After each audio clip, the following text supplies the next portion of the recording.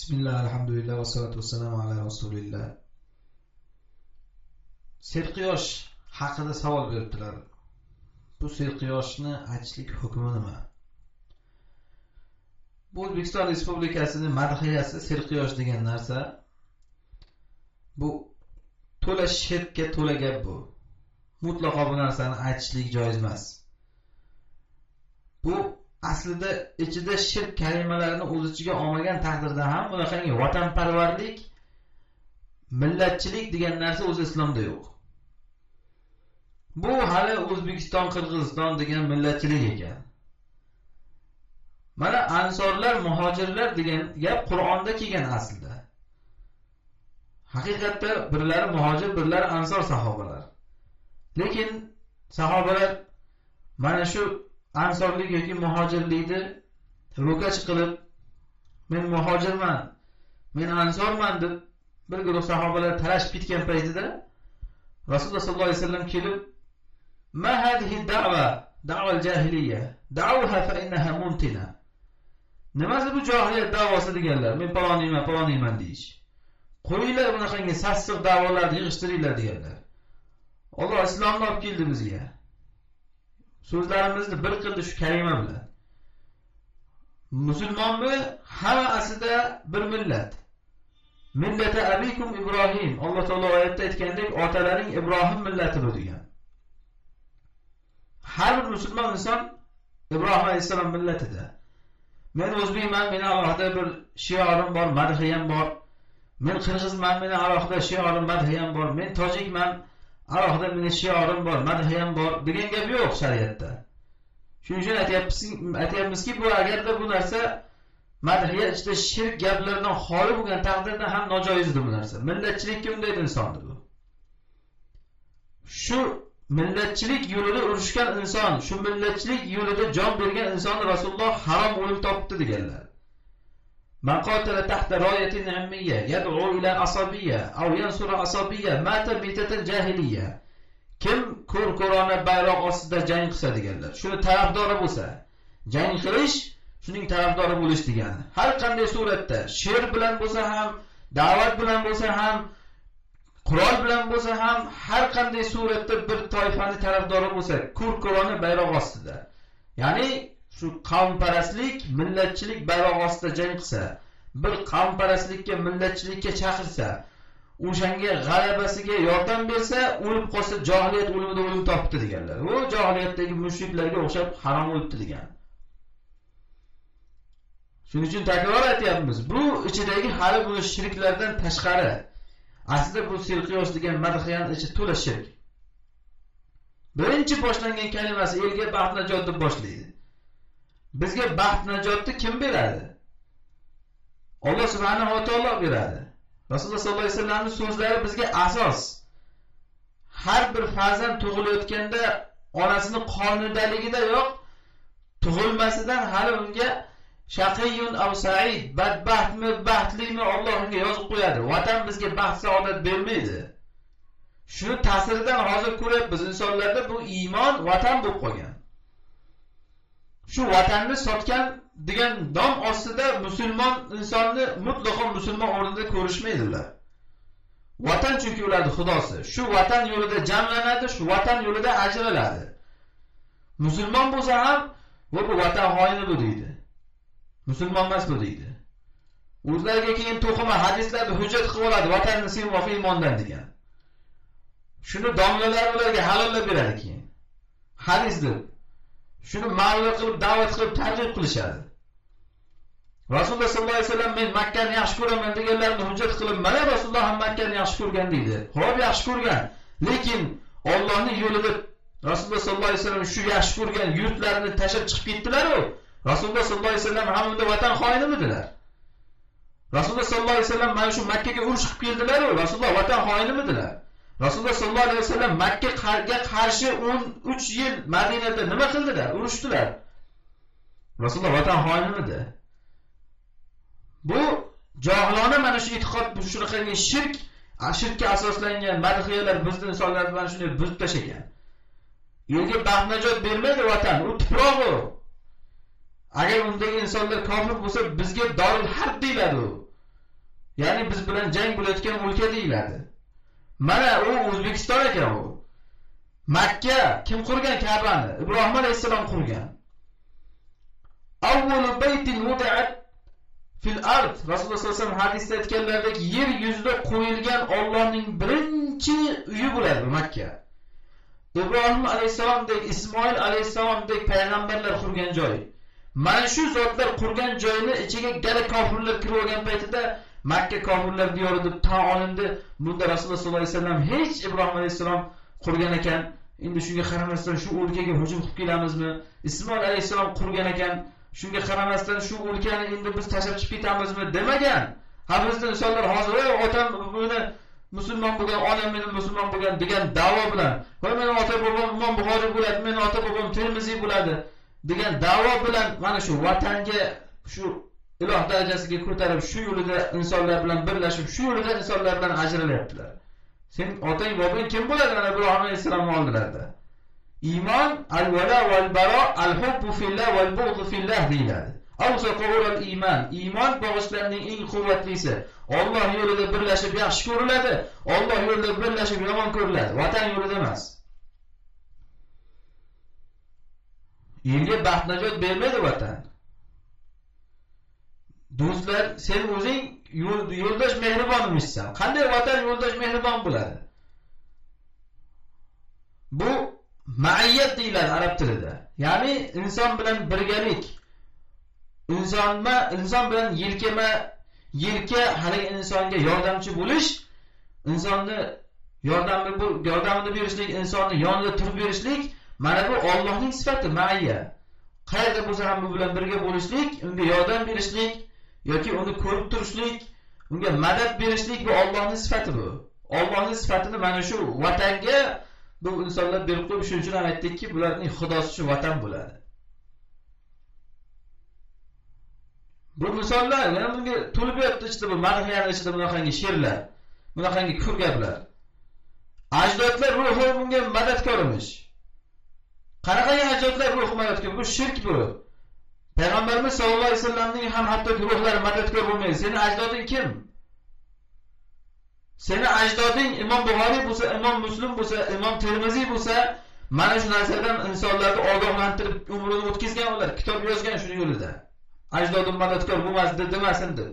Seni mana shu otang, bobong mana shu Ibrohim, mana shu Imom Buxoriy, Imom Muslim, Imom Termiziy bo'layotgan bo'lsa, mana shular Rasululloh sollallohu alayhi vasallamning so'zini yozib berib ketganmizga. Rasululloh sollallohu alayhi vasallam o'limlaridan oldin aytganlar: "Allohumma la taj'al qabri wasanan yu'bad." Allohim mening qabrimni sig'iniladigan but sanamga aylantirma deganlar. Sen ota bobong Ibrohim yoki ota bobong Buxoriy, Muslimni, Termiziyni qabrini nima qilding? Payg'ambarimiz panoh tilab ketyaptilar Alloh taolodan. Mening qabrimni sig'iniladigan but sanamga aylantirma deb. Sen ota bobong Buxoriy, Termiziyni qabriga sig'indingsan. Bu Buxoriy, Termiziy ekan, undan ham hattoki bir yomon bir bo'lmag'ur bir insonlar, betayin insonlar, xayrdagi bir shoirlarning qabriga sig'indingsiz.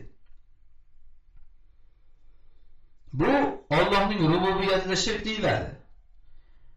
Bu Allohdan boshqadan madad kutish, Allohdan boshqadan yordam kutishlik, Allohdan boshqani biz bilan doim birga deyishlik Allohning rububiyatida shirk deyiladi. Rububiyat degani yaratuvchilik sifatida.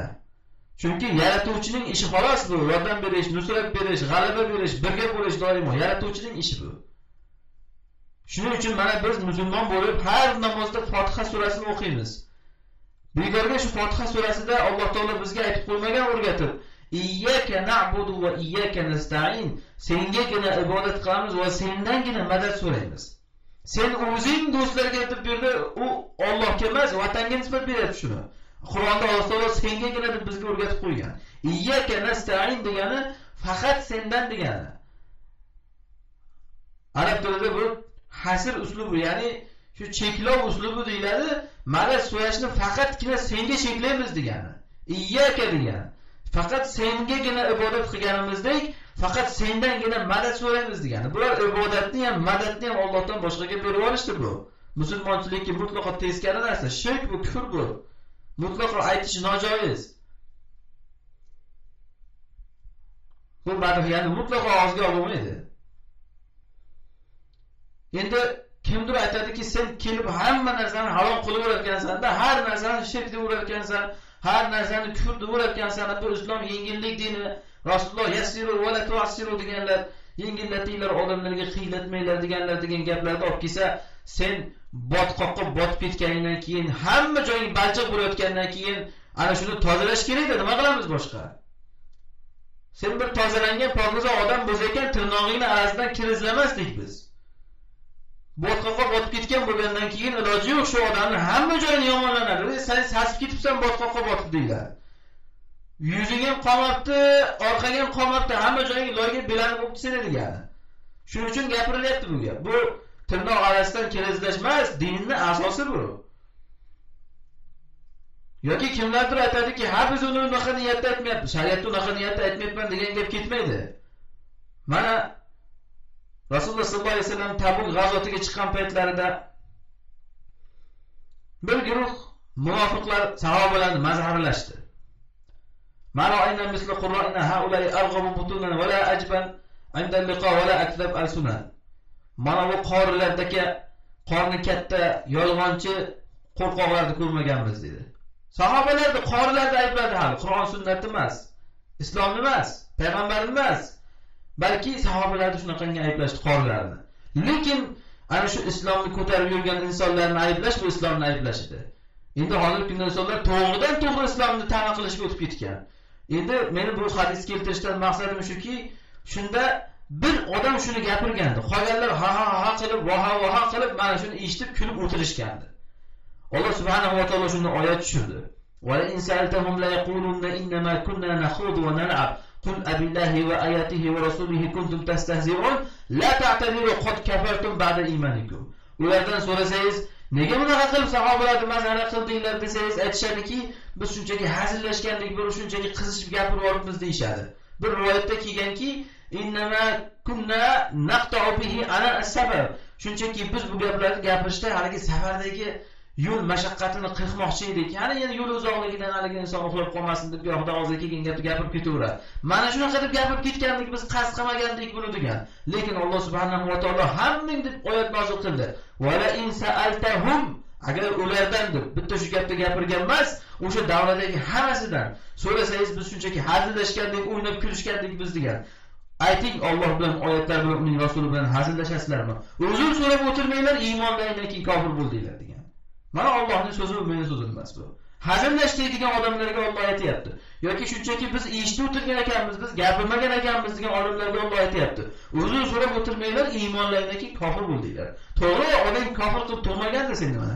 Iymoningdan keyin kofir bo'lding deyapti.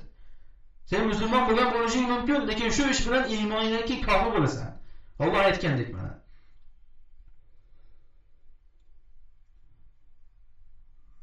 Va shunday bir davrada o'tirishdan ham hattoki Alloh subhanahu va taolo bizni qaytardi. Gohda bu madhiya aytaveradi, men aytmayman-ku deb o'tiraveradi bu odam. O'tirmaydi o'sha yerda ham. Alloh taolo oyat nozil qildi. Va qad nazala alaykum fil kitab an idza sami'tum bi ayati llahi yukfar biha wa yastahza'u biha fa taqudu ma'ahum innakum idan mithluhum.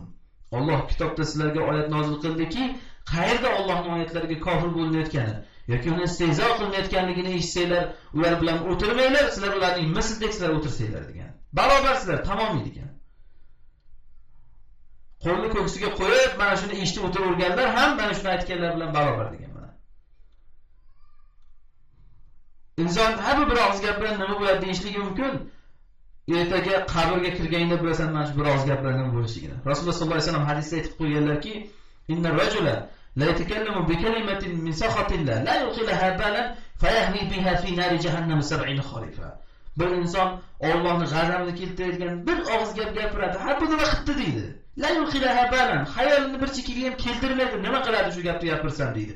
Shu bilan jahannamga 70 yillik masofaga yiqiladi deganlar.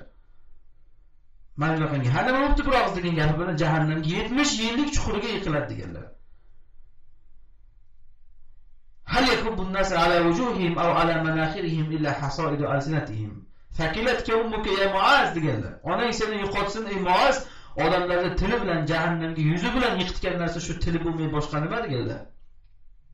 Shu tilidan chiqqan narsadan boshqa nima yana deganlar. shu insonni jahannamga tiqaydigan. Shayton ham shu bilan kofir bo'lgan. Nimaga sajda qilaman deb shu bilan kofir bo'lgan. Bu xatar nihoyatda. Shuning uchun insonlarni ogohlantirish kerak. Kimdir endi men qodir emasman-da, nima qilay, majburiy. Men hozir aytmayman desam ayttiradi. Mana davlat ishxonasida ayttiradi, maktabda ayttiradi, madrasada ayttiradi desa, bekorga Alloh hijratni farz qilmagan. Bu johil domlalarga ergashib hijrat yo'q ekan degan gapni inson taktubiga yetmasdan shuni ko'r-ko'rona hujjat qilib yurmasmi o'ziga? Alloh subhanahu va taolo oyat nozil qildi. Innal ladina tawaffatuhumul malaikatu zalimi anfusihim qalu kunna fihi qalu ular malaikalar shunday kishilarni vafot ettirishadiki, qalu qanday sizlar qanday holatda edinglar? Innal ladina tawaffatuhumul malaikatu zalimi anfusihim. Malaikalar o'zlariga jabr qilgan insonlarni jonini olishadi. Qalu fima kuntum. Qanaqa hayot kechirdinglar sizlar degan. Ya'ni nega musulmonga o'xshab hayot kechirmadinglar? Qalu kunna mustad'afina fil ard. Biz beshora edik, nima qilaylik deyshadi. Shunda farishtalar ularga javob qilib aytadiki, qalu am takun ardullohi wasi'atan fatuhajiru fiha. Allohning yeri keng edi, shundan hijrat qilsanglar bo'lmasmidi deydi. Chiqib ketgan edi. Payg'ambar alayhisalom vatanlarini tashlab chiqib ketdilar. Senga o'xshagan notavonlarga huzur bo'lmasin. Mana men ko'rsatib beraman. Mana men shu tug'ilib o'sgan vatanimni tashlab chiqib ketyapman.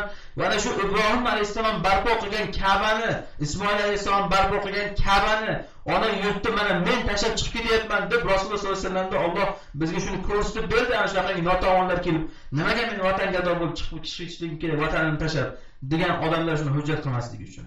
Haqiqiy vatan gadolikni qabrga kirganda ko'rasan. Haqiqiy vatan gadolikni jahannamning 70 yillik masofasiga yiqilganda ko'rasan. Bu hijrat mana shu narsa uchun shariat qilingan. Men qilolmasdim, shunaqangi joyda yashayapman-da men degan narsa uchun qilingan. Mutlaqo shuning uchun bu narsalarni aytish nojoiz. Inson shunaqa yurtda bo'lsa, unaqa yurtdan hijrat qilib chiqib ketishlik kerak. Allohumma hal ballaq, Allohumma fashhad, vallohu alam.